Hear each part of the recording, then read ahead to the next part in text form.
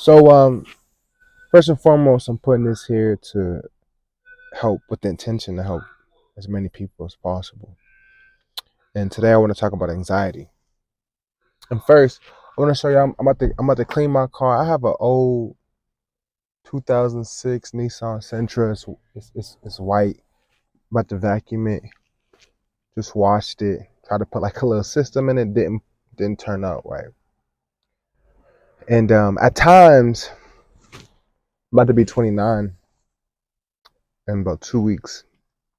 And at times, now this isn't my first car, and this won't be my last car, and I've had better cars, and I've had worse cars. And at times we get stuck with this expectation that we should be somewhere else other than where we currently are. And some of you guys might feel the same. And that sort of mindset is so damaging to you in the long run, right? So damaging for you in the long run because understand that you are always exactly where you're supposed to be in life. And the second you start thinking you're supposed to be somewhere else, you've lost. This challenges me because as a kid, I'm like 28, 29. You owe like you cooked. And in reality, you're still a baby. It's still so many things you learn, and there's still so many things you don't know. It's still so many things you're gonna make mistakes. You're screwing up. You understand? But I'm learning to give myself grace, and I'm also learning to appreciate my efforts because anything I said that I wanted to do, anything I had a desire to do, I took my best shot at it, and I'm proud to be able to just say that.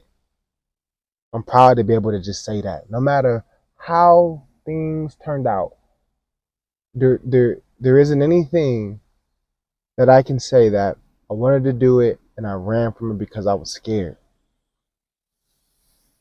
This is not a thing. If I wanted to check the quality. I picked up a gray suit because I'm being very intentional this year. My appearance, I carry myself. I'm investing in this.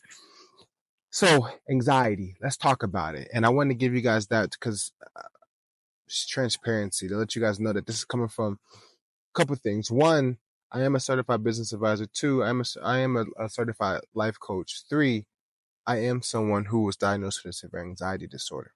Now, first and foremost, glory to God, because I personally believe that it is damn near impossible to overcome this without a relationship with God.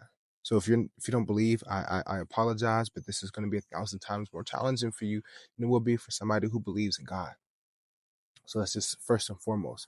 So this isn't a do-it-yourself thing. This is a be obedient and submit. Because here's the thing: anxiety comes from a place of pride, right? And this is how most of the things I'm telling you guys are things that um, either I learned, right, or two, and learn as in taught or learned as an experience, right? The next thing, shut my door because in case it gets loud. Either I was taught it, as in learned, or learned through experience, or I believe that sometimes God just speaks through us, and that's where it's gonna come from. I would try to refrain from giving my personal opinion on things. I would try to say things that worked. So when I say anxiety comes from a sense of pride, it comes from a sense of you wanting to be in control, that you have not given up the control on over your life. See, I understand that my life, God has already authored an amazing story for me. One far beyond my imagination, one that will exceed my expectations of greatness for myself, one that will exceed the legacy I am trying to build for myself. If I am just obedient and follow God's plan. One. But we all have the free will to roam about our life and completely distract the main storyline, completely neglect our purpose, completely neglect what this beautiful story that God has wrote for us. I completely believe that everyone that exists is here for a reason, and God has something amazing in store for you. However, it's your free will to be obedient or to be disobedient. So the first thing I would say is that your anxiety comes from a place of you wanting to be in control when your life is not even your own. You are here on a divine mission. And the moment you step in that and just live in that, it's going to get so much easier for you. Now, from a mental aspect, and this has to do with somewhat of what we would call the law of attraction, right? Now, when something occurs in your mind, you are thinking. You are either expecting an unfavorable outcome or a favorable outcome, right? Something happens, an event happens, you get a text, you get a call, whatever the case may be, you're expecting an undesirable outcome or a desirable outcome, favorable or unfavorable, whatever allows us to resonate with you best, right? When you are expecting an unfavorable outcome, anxiety is created because your mind is expecting something unfavorable, and now your mind is running a million miles an hour trying to figure out what's coming to brace yourself. And anxiety is a negative emotion. It only creates fear. It only creates a sense of chaos, a sense of being out of control. Nothing good comes from anxiety. Sometimes good things come from fear, right? You won't do certain things because you're fearful, right? You're not just gonna come. You're not gonna cuss out. You're not just gonna like cuss out your supervisor because you're fearful of losing your job. Sometimes fear keeps us in line. Anxiety is never good. There's never a time when anxiety is good. If you are expecting a favorable outcome, right? A favorable outcome, a desirable outcome.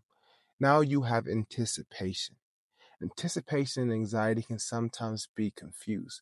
Now, anticipation can be good, right? Anticipation can lead to anxiety, right? But if you anticipate something good happening, now excitement is gained. Now you're excited, right? Just like you are, you've been nominated for an award and you're anticipating the date. You finally you finally mustered up the courage to ask this girl on a date, and it's Friday and today's Thursday, and now you are anticipating. It's not anxiousness. It's anticipation. It's excitement. But it all starts in your mind, man. And once I learned this and started to become more intentional about my intentions, start being more aware of what I'm thinking, it helped me to, one, give control to God, give glory to God. See, a lot of us don't want to give up control because we want the recognition, because we want the glory. But you have to understand that glory will crush you, right? You see it all the time. People are saying, "Oh, LeBron James," and da da da da. They supporters are upset with the scrutiny that the star gets. You see, Kevin Durant goes to play for Golden State Warriors, and these things, I'm telling you, it's chasing glory. It's chasing these things that aren't for humans. Glory is for God, right? And it's okay to want your recognition, but when you give that, you give it to God, because this is because God has wrote this for you. It is not because of, it's not because of there's something so amazing about you. We are all equally amazing. We are all, I don't think there's anybody better than the next person. This person just was more disciplined. This person was a better servant. This person just followed what God has written for them, right? So when you stop trying to be the one, you stop trying to be the guy, and you just be who God intends you to be, it's so much easier, right? To just be obedient, to be the best servant to God, to be the best servant to God. And two, second, when you learn to control your thinking, and now that I'm sharing this with you, you become more mindful of that too. You'll think to yourself when something's happening. You get a phone call, an unexpected phone call from someone, and you think like, damn, like, what's going on? Stop allowing yourself to think that this is about to be something unfavorable. Think that they're calling you out of the blue because some crazy news just came up, a crazy opportunity came up, and they're excited to let you know. And it will completely change how you answer the phone.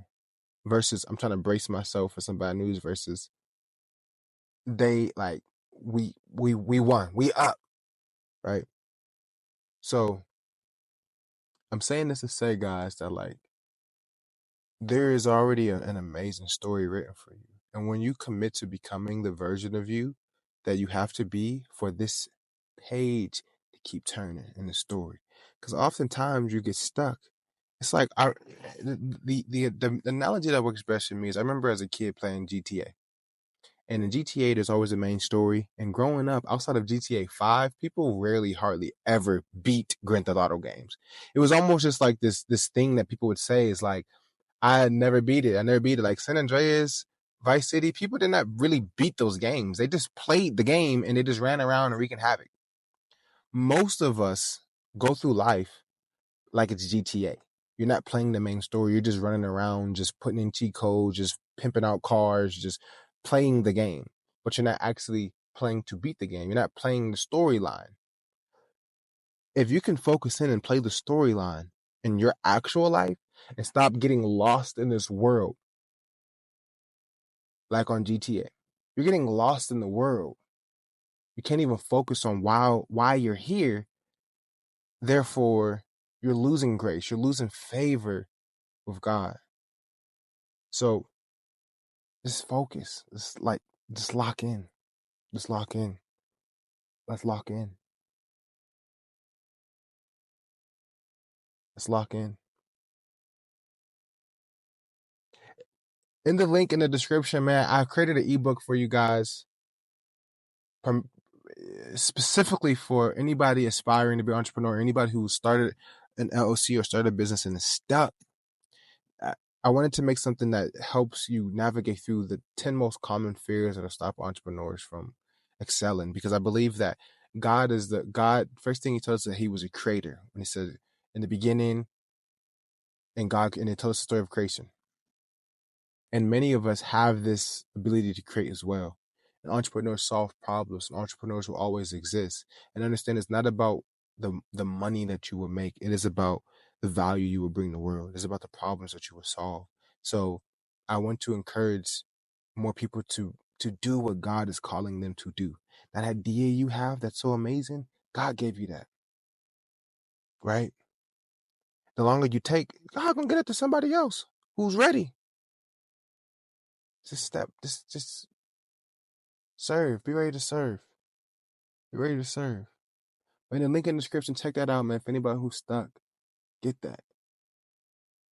Let's get unstuck. Let's move forward. Let's move forward.